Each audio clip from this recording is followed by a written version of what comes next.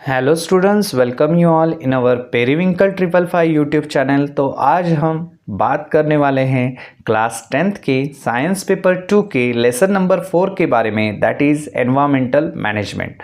तो चलिए, इस लेसन में हमने अब तक एनवायरमेंट के बारे में पढ़ा, इकोसिस्टम क्या है उसका रिव्यू हमने अपनी पिछली वीडियो में ले लिया। तो अभी इस वीडियो में हम देखने वाले हैं एनवायरमेंटल कंजर्वेशन, वो किस तरह से करना चाहिए या फिर क्यों इम्पॉर्टेंट है, तो हम उसके बारे में इस वीडियो में डिस्कस करेंगे। तो चलिए अपने वीडियो को हम शुरू करते हैं। Page number 38 of your text book, environmental conservation. When some natural factors of environment and some artificial polluted factors harm the environment, it creates the imbalance between the various factors of the environment। जैसे आपको पता है, हमने इसकी पिछली video में भी देखा कि एनवायरनमेंट में दो फैक्टर्स रहते, बायोटिक एंड अबायोटिक फैक्टर्स। सो यहाँ पर वही बताया है, एनवायरनमेंट के जो दो टाइप हैं, तो एक नेचुरल एनवायरनमेंट है एंड दूसरा जो है वो आर्टिफिशियल एनवायरनमेंट है। तो when some natural factors of the environment, nature के जो फैक्टर्स है, and some artificial polluted factor, या फिर कुछ आर्टिफिशियल जो फैक्टर्स है एनवायरनमेंट के, ये दोनों जो फैक्टर्स है जब एनवायरनमेंट को पोल्यूट करते हैं, यानी कि उसको दूषित करते हैं, उसका पोल्यूशन करते हैं, सो उस वजह से भी एनवायरनमेंट में इम्बैलेंस क्रिएट होता है। Various factors of the environment and ultimately affects the existence of the biotic factor. ये सारे जो बाकी के जो फैक्टर्स है एनवायरनमेंट के, तो वो अल्टीमेटली अफेक्ट्स किस पर करते हैं? सारे बायोटिक फैक्टर्स पर करते हैं। बायोटिक यानी कि लिविंग फैक्टर्स पर। लिविंग फैक्टर्स में कौन आ जाता है? लिविंग ऑर्गेनिजम्स सारे आ जाते हैं, प्लांट्स हो गया, एनिमल्स हो गए, ह्यूमन बींग्स हो गए। तो ये सारे इनके ऊपर जो है, इन जो फैक्टर जो है वो नॉन लिविंग यानी कि अबायोटिक फैक्टर्स का इम्पैक्ट जो है वो डायरेक्ट इनडायरेक्ट इनके ऊपर आता है। तो यहाँ पर आपको एक टेबल दिया है, observe the environment around you and complete the following flow chart. ये आपको कंप्लीट करने के लिए कहा है। Factors affecting the environment, natural factor and manmade factor. Natural factor में कौन कौन से फैक्टर आ सकते हैं यहाँ पर आपको लिखना है। जैसे कि यहाँ पर एक एग्जाम्पल उन्होंने दिया है, अर्थक्वेक। और मैनमेड फैक्टर जो है उसमें कौन कौन से फैक्टर आ सकते हैं जिसकी वजह से एनवायरनमेंट का बैलेंस खराब होता है, वो भी यहाँ पर दिया है। यहाँ पर एक अच्छा सा कोट्स उन्होंने दिया है, तो चलिए पढ़ते हैं।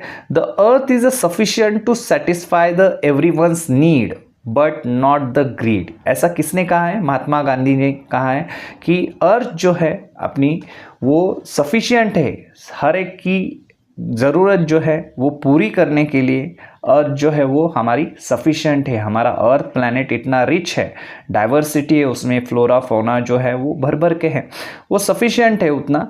लेकिन ये नीड सफिशिएंट, मतलब नीड हर एक की ज़रूरत पूरी करने के लिए सफिशिएंट है, बट नॉट द ग्रीड। अगर आप ग्रीड करोगे, हर एक चीज़ जो है, नेचुरल रिसोर्सेज जो है वो यूज़ करते ही जा रहे हो, लिमिट के बाहर अगर आप ग्रीड करते जा रहे हो, तो यूज़ करोगे नेचुरल रिसोर्सेस, उसको ख़त्म करोगे, तो ये अर्थ जो है वो उस चीज़ के लिए नहीं है।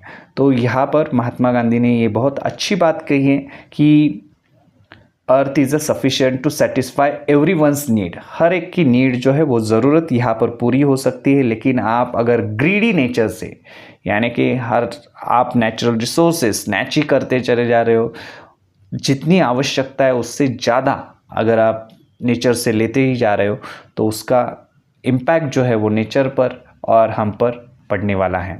तो चलिए नेक्स्ट पेज की तरफ पढ़ते हैं। Page number 39। यहाँ पर नेक्स्ट पैराग्राफ जो है क्या बताया है देखते हैं।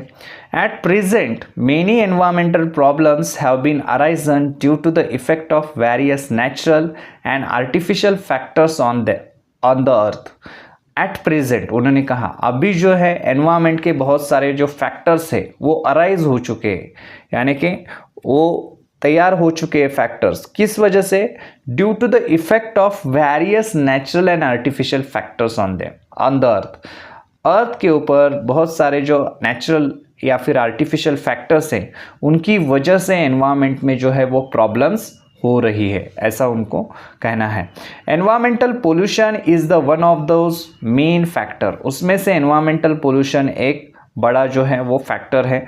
Generally contaminations of any material is its pollution, ये जनरल डेफिनेशन उन्होंने बताई है कि पोल्यूशन किसे कहते हैं, तो कंटेमिनेशन अगर हो जाता है, यानी कि कंटेमिनेशन किसी भी चीज़ का हो सकता है।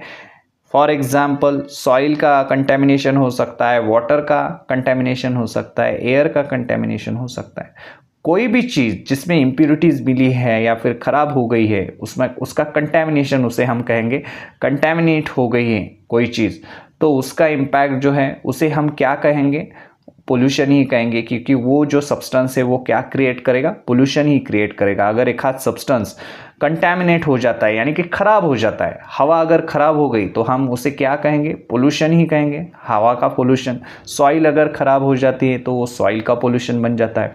सो कौन सी भी चीज़ जो है, कौन सा भी मटेरियल जो है अगर कंटेमिनेट हो जाता है तो उसको हम पोल्यूशन ही कहेंगे। Unnecessary and unacceptable change in the surrounding environment due to natural events or the human activities is called environmental pollution। यहाँ पर आपको डेफिनेशन जो है वो एग्ज़ाम में बहुत बार पूछी जाती है कि environmental pollution की डेफिनेशन लिखिए। तो डेफिनेशन यहाँ पर एक सिंपल डेफिनेशन आपको दी है, unnecessary and the unacceptable change, जो चेंज नेसेसरी नहीं है, जो चेंज नेसेसरी नहीं है, ज़रूरी नहीं है, एंड अनएक्सेप्टेबल चेंज है, वो कैसा है, दूसरी चीज़ अनएक्सेप्टेबल यानी कि एक्सेप्ट नहीं है, एक्सेप्ट नहीं हो सकता, ऐसा चेंज है सराउंडिंग में, अगर ऐसा चेंज हो रहे हैं एनवायरनमेंट में due to the natural event से या फिर ह्यूमन एक्टिविटीज़ की वजह से, तो उसको हम क्या कहेंगे, एनवायरमेंटल पोल्यूशन कहेंगे। तो ये आपको डेफिनेशन आप लिख सकते हैं, दैट इज डायरेक्ट और indirect changes in the physical, chemical and biological properties of the air, water, soil which will be harmful to the human and other living beings is environmental pollution। यहाँ पर आपको second definition भी दी है, that is direct और indirect change in the physical, chemical and biological properties। किसकी, ये सारी जो है फिजिकल, केमिकल, बायोलॉजिकल प्रॉपर्टीज़ किसकी हैं, एयर की प्रॉपर्टीज़ है या फिर वाटर की हो सकती है या फिर सॉइल की हो सकती है। ये तीनों की जो फिजिकल, केमिकल, बायोलॉजिकल प्रॉपर्टीज़ हैं विच विल बी हार्मफुल, ये जो अगर प्रॉपर्टी चेंज हो जाती है किस वजह से, harmful to the human and the other living beings, ये प्रॉपर्टीज़ अगर चेंज होती है और वो हार्मफुल हो जाती है ह्यूमंस के लिए या फिर अदर लिविंग ऑर्गेनिजम्स के लिए, तो उसको हम डेफिनेटली क्या कहेंगे, एनवायरमेंटल पोल्यूशन कहेंगे।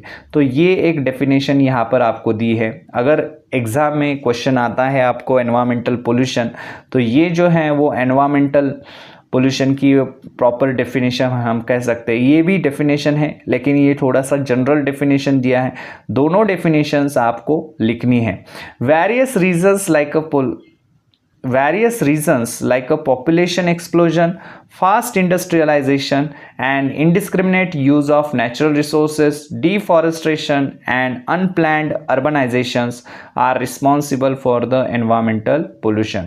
तो यहाँ पर ये सारे जो फैक्टर्स है आपको अंडरलाइन करके रखने हैं, कौन कौन से फैक्टर रिस्पॉन्सिबल हैं एनवायरमेंटल पोल्यूशन के लिए। अगर आपको क्वेश्चन एग्जाम में आता है which factors are responsible for the environmental pollution, कौन कौन से रीज़न है, तो रीज़न यहाँ पर एक बताया है कि जैसे पॉपुलेशन एक्सप्लोजन, पॉपुलेशन जो है वो बढ़ता चला जा रहा है, पॉपुलेशन का अचानक जो है वो रेट जो है जब बढ़ जाता है उसको हम पॉपुलेशन एक्सप्लोजन कहते हैं। नेक्स्ट है फास्ट इंडस्ट्रियलाइजेशन, जो इंडस्ट्रीज़ ग्रो हो रही है ज़्यादा से ज़्यादा, तो इंडस्ट्रियलाइजेशन की वजह से भी जो है वो पोल्यूशन हो रहा है, एनवायरनमेंट डिस्टर्ब हो रहा है। Indiscriminate use of natural resources, जितने भी नेचुरल रिसोर्सेज हैं एनवायरनमेंट में उसका इनडिस्क्रिमिनेट यूज़ हो रहा है, यानी कि उसके यूज़ के ऊपर कुछ भी कंट्रोल नहीं है। इररिस्पॉन्सिबली हम ये नेचुरल रिसोर्सेज जो हैं वो सारे यूज़ कर रहे हैं, तो ये बात है। डिफॉरेस्ट्रेशन यानी कि पेड़ जो है हम वो काट रहे हैं दिन ब दिन। अनप्लैंड अर्बनाइजेशन यानी कि क्या, अर्बनाइजेशन जो है वो बढ़ता चला जा रहा है, यानी कि गांव से लोग शहर में आ रहे हैं जॉब्स के लिए या फिर अलग अलग पर्पजेस के लिए। या इस वजह से क्या हो रहा है, सिटी एरियाज़ में पॉपुलेशन बढ़ रही है, पॉपुलेशन बढ़ गई, इस वजह से जो वहाँ की फैसिलिटीज़ है उसके ऊपर भी क्या आ रहा है, स्ट्रेस आ रहा है। जो इलेक्ट्रिसिटी है, वाटर है, ये बहुत सारे जो प्रॉब्लम्स है वो अराइज होते चले जा रहे हैं। सो अनप्लान्ड अर्बनाइजेशन, ये जो सिटीज़ है, बड़ी बड़ी सिटीज़ हम कह सकते हैं मेट्रो सिटीज़, उसमें आपने देखा है कि प्लानिंग नहीं है या फिर कुछ कितना पॉपुलेशन बढ़ सकता है उस हिसाब से वहाँ पर फैसिलिटीज़ अवेलेबल नहीं है। तो ये सारी चीज़ें जो है वो रिस्पॉन्सिबल किसके लिए हैं, एनवायरमेंटल पोल्यूशन के लिए है। तो चलिए पढ़ते हैं next paragraph, that is pollution is a broad concept. Pollution की जो कंसेप्ट है वो ब्रॉड कंसेप्ट है। पोल्यूशन वर्ड से हमें ये जज नहीं कर सकते ये किस चीज़ का पोल्यूशन है। पोल्यूशंस के टाइप्स भी बहुत हैं, ये इस वजह से एक ब्रॉड कंसेप्ट बन जाती है। Various types of the pollutions like that of, कौन कौन से टाइप्स है यहाँ पर अंडरलाइन करके लीजिए। एयर है, वाटर है, साउंड पोल्यूशन है, सॉइल पोल्यूशन है, थर्मल, थर्मल यानी कि हीट का पोल्यूशन है, light pollutions occurs around us. ये सारे पोल्यूशन जो हैं ये हमारे इर्द गिर्द हमेशा सराउंडिंग में होते रहते हैं। हम इस पोल्यूशन वाले एरिया में या फिर किसी भी एरिया में आप जाओ, ये सारे पोल्यूशन जो है वो आपको मिलेंगे। यहाँ पर कुछ ना कुछ पोल्यूशन जो है वो कहीं ना कहीं होता रहता है, जैसे कि एयर पोल्यूशन है, किसी जगह वाटर का पोल्यूशन ज़्यादा है, कहीं पर साउंड है, सॉइल है, थर्मल हीट का पोल्यूशन है, लाइट है। तो ये सारे पोल्यूशन जो है हमारे अराउंड जो है वो हमेशा रहते हैं। Ultimate adverse effect of all these is on existence of all the living organism. इनका जो अल्टीमेट इफेक्ट है, एडवर्स इफेक्ट यानी कि बैड इम्पैक्ट जो है, बैड इफेक्ट जो है वो किसके ऊपर आता है, this existence of all living organism. ये इनका सारा इफेक्ट जो है इस पोल्यूशन का एग्जिस्टेंस के ऊपर आता है। हम जो जिंदा रहे वो एग्जिस्टेंस जो है वही खतरे में आ जाता है हमारा। तो ये पोल्यूशन जो है इतने हार्मफुल है। And out of this environmental conservation has become the need of hour. और इसकी वजह से ये सारे पोल्यूशन अगर हमें कम करने हैं तो हमें एनवायरनमेंट को कंजर्व करना है, उसको केयर करना है, उसकी एनवायरनमेंट की केयर करनी है। तो ये सारे जो है एनवायरमेंटल कंजर्वेशन भी इस दौरान जो है, इस टाइम पर ये क्या हो गया है, इम्पॉर्टेंट हो गया है। It has become a need of hour, इस वजह से कहा है, यानी कि आज की सबसे बड़ी नीड जो है वो क्या है, एनवायरनमेंट को कंजर्व करना है। We have studied the air pollutions, water pollution and soil pollution in detail in earlier classes.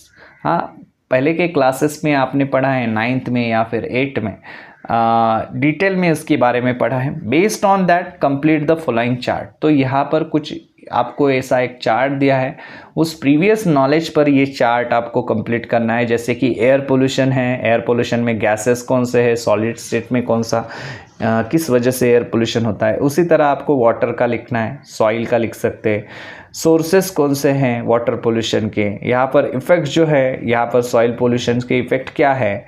तो ये बातें जो है आप लिख सकते हैं, जैसे आपने प्रीवियस स्टैंडर्ड्स में इसके बारे में डिटेल में जाना है। तो चलिए नेक्स्ट अपने टॉपिक की तरफ बढ़ते हैं, that is page number 40, radio active pollution. Radioactive pollutions can occur due to the two reason as a natural and artificial। Radioactive pollution जो है वो दो रीज़न की वजह से होता है, एक तो है नेचुरल और दूसरा है आर्टिफिशियल। अभी UV and IR radiations are natural radiation, आपको यहाँ पर अंडरलाइन करके लेना है। UV and IR are the examples of what, natural radiation. Natural radiation के एग्जाम्पल है UV यानी कि अल्ट्रावायलेट, IR यानी कि इंफ्रारेड रेडिएशन जो है, ये दोनों एग्जाम्पल जो है वो नेचुरल रेडिएशंस के हैं। कभी कभी ऑब्जेक्टिव में भी क्वेश्चन पूछा जाता है, right 2 examples of the natural radiations, तब आपको इन दोनों का ही नाम लिखना है, UV and IR। Whereas X rays radiations from the atomic energy plants are the artificial radiation. यहाँ पर आर्टिफिशियल्स के भी एग्जाम्पल दिए हैं, ये भी आपको ध्यान में रखने हैं कि एक्सरे हैं या फिर radiations which are coming from the atomic energy plants. Atomic energy plants से जो रेडिएशंस बाहर निकलते हैं, ये सारे आर्टिफिशियल रेडिएशन है। Chernobyl, Windscale and 3 miles island mishaps are the major mishaps of the world till present. अभी यहाँ पर ये जो है वो प्लेसेस के नाम से सारे, चेरनोबिल है, विंड स्केल है, या फिर 3 माइल्स आइलैंड है। तो यहाँ पर जो मिशैप्स हो गए, मिशैप्स यानी कि क्या, एक्सीडेंट्स, जो भी कुछ एक्सीडेंट्स हो गए हैं वो अब तक के मेजर मिशैप्स है। क्यों ऐसा कहा है? क्योंकि बहुत सारे जो लोग हैं उसमें डेथ हो गई है, उनकी इंजर्ड हो गए हैं, तो वो जो है वो सबसे बड़े एक्सीडेंट्स थे। Thousands of people have been affected for a long term due to these accidents. ये जो सारे एक्सीडेंट्स हैं ये रेडियो एक्टिव बहुत से जो है वो रेडियो एक्टिव पोल्यूशन की वजह से हो गए हैं। सो बहुत सारे लोग जो है उसकी वजह से अफेक्ट हो गए हैं, हाँ, इस एक्सीडेंट्स की वजह से, और उनका उस एक्सीडेंट का लॉन्ग टर्म इफेक्ट लोगों पर पड़ा है। तो इस वजह से उनको बहुत ही मतलब ये बुरे एक्सीडेंट्स थे वर्ल्ड के आज तक के, तो इस वजह से इनका नाम लिया जाता है। तो some of these effects of radiations are as follows. अभी कुछ इफ़ेक्ट जो है रेडिएशंस के यहाँ पर दिए हैं। अभी आपको क्वेश्चन एग्जाम में आ जाता है, what are the different effects of the radioactive pollution. So कौन कौन से इफेक्ट है? 2 मार्क के लिए आपको ये चारों इफेक्ट्स लिखने हैं। यानी कि फर्स्ट इफेक्ट यहाँ पर बताया है, cancerous ulceration occur due to the higher radiations of the X rays. X rays अगर हमारे बॉडी पर पड़ती हैं, फॉल होती हैं ज़्यादा देर तक, तो उससे क्या हो सकता है? कैंसरस अल्सरेशन हो सकता है। कैंसर भी हो सकता है, अल्सर कैंसर का हो सकता है, कैंसरस अल्सरेशन हो सकता है हायर रेडिएशंस की वजह से। एक्सरे ज़्यादा अमाउंट में अगर अपनी बॉडी पर हम अपनी बॉडी पर अगर पड़ते हैं तो वो उस कंडीशन में कैंसर जैसी जो है बीमारी जो है वो या फिर डिजीज़ जो है वो पैदा हो सकता है। नेक्स्ट जो है, tissues in the body are destroyed. ये इतने हार्मफुल है रेडियो एक्टिव पोल्यूशन जो है, रेडियो एक्टिव एलिमेंट जो है उसमें से जो रेडिएशन निकलते, तो इसकी वजह से क्या हो सकता है? टिश्यूज जो है हमारे बॉडीज़ की, तो वो डिस्ट्रॉय हो सकती है, ख़त्म हो सकती है पूरी तरह से। जेनेटिक चेंजेस ऑकर, ये तो बहुत ही बड़ा हम कह सकते हैं कि डिसएडवांटेज या फिर ये तो बहुत ही बड़ा इफ़ेक्ट है रेडियो एक्टिव पोल्यूशन का। अगर रेडिएशन जो है वो रेडियो एक्टिव एलिमेंट्स के हमारे बॉडी के ऊपर पड़ते हैं तो वो क्या हो जाते हैं, सेल के अंदर जाके वो रेडिएशन जो है उसकी वजह से सेल के अंदर जो रहता है न्यूक्लियस में रहेगा डीएनए। सो डीएनए में जो जीन्स जो प्रेजेंट रहते हैं तो जेनेटिक सीक्वेंस जो है वो चेंज हो जाता है। और जैसे आपको पता है जेनेटिक सीक्वेंस अगर चेंज हो गया तो बहुत सारी एबनॉर्मेलिटीज़ जो है उस ऑर्गेनिज्म में आ जाती है या फिर डिजीज़ जो है वो तैयार हो जाते हैं। तो इस वजह से ये तो बहुत बुरा इफ़ेक्ट हम कह सकते हैं रेडियो एक्टिव पोल्यूशन का। नेक्स्ट है, vision is adversely affected. Vision भी अफेक्ट हो सकती है हमारी। तो ये सारे जो है ये बहुत बुरी तरह से होने वाले इफ़ेक्ट्स हैं रेडियो एक्टिव पोल्यूशन की वजह से। तो आपको 2 मार्क के लिए अगर एग्ज़ाम में क्वेश्चन आ जाता है कि what are the different effects of the radioactive pollution, so आपको ये इफ़ेक्ट जो है वो लिखने हैं। तो आज की इस वीडियो में हमने देखा एनवायरमेंटल कंजर्वेशन के बारे में, एनवायरमेंट क्यों कंजर्व करना चाहिए, और रेडियो एक्टिव पोल्यूशन जो है वो किस तरह से हार्मफुल है, क्यों रेडियो एक्टिव पोल्यूशन जो है वो हम बहुत ही डेंजरस टाइप का पोल्यूशन कहा जाता है उसको ये हमने जाना। तो चलिए आज तक के लिए इतना है, मिलते हैं अपने नेक्स्ट वीडियो में। तब तक के लिए चैनल को देखते रहिए, सीखते रहिए, और अगर हमारे चैनल पर आप पहली बार आए हैं तो चैनल को सब्सक्राइब कीजिए और बेल आइकॉन को प्रेस करना ना भूलें ताकि आपको हमारी लेटेस्ट वीडियो की नोटिफिकेशन मिलती रहे। धन्यवाद।